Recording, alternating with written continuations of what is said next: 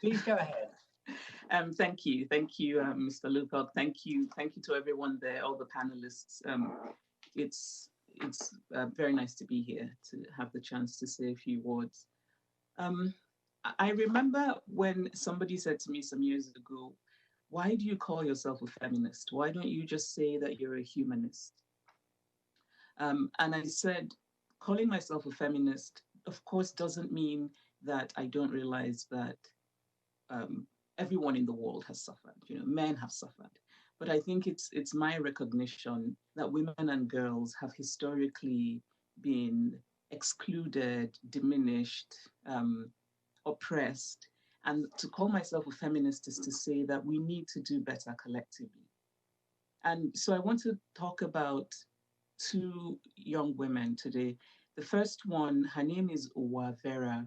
Her name was Owavera Omozuwa. She was 22 years old. She was a student at the University of Benin in Nigeria. She was raped and murdered just 2 weeks ago. Another woman, actually a girl, not a woman, she was 12 years old. Her name was Farishna. She was from Jigawa State in Nigeria. She was raped by 11 men.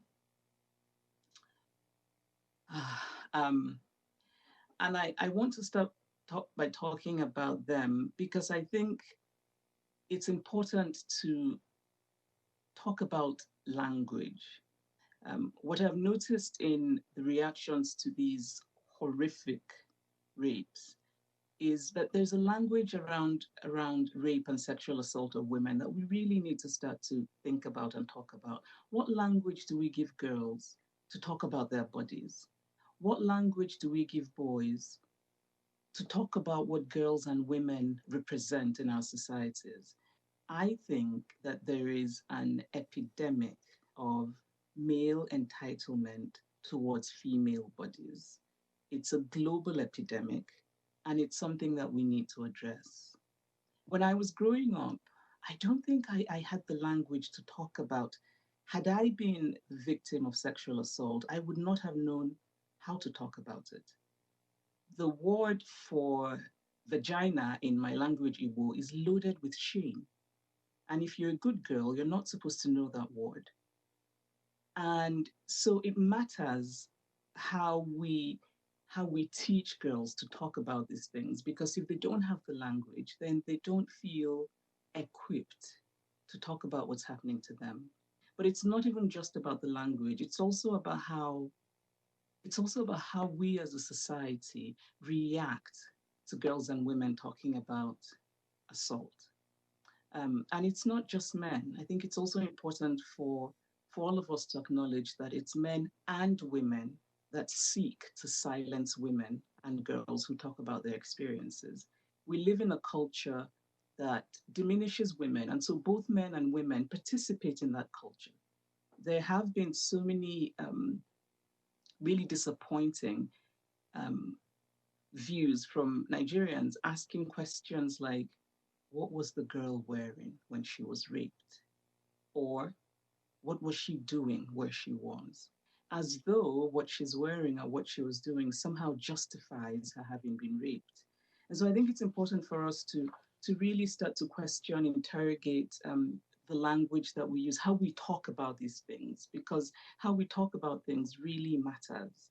We need to find ways to make talking about these things both ordinary and heroic. We need to say to young boys before they become men that they do not have any entitlement to women's bodies. And we need to tell girls before they become women that their bodies belong to them. And of course, it's all easy to say because it's very complicated. But I think even interrogating the ways in which we use culture, that word culture, the ways in which we use culture to evade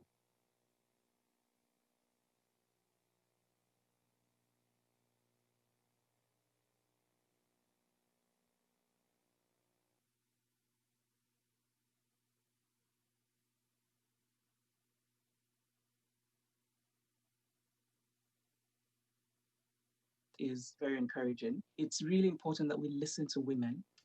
Women like women like women like there's a woman on the panel who's done women like Fatima Shehu Imam, whose work I've been following, who's done such important work with the civil society in northern Nigeria. Women like her, but also just women on the ground. We need to start to hear women, to listen to women. And I just want to end with a little story about a friend of mine who's a good man, who's European, who's liberal, who believes in equality. And he was talking to me about having bought Michelle Obama's book, Becoming. And he said, I bought many copies and I'm going to give them to all my female friends.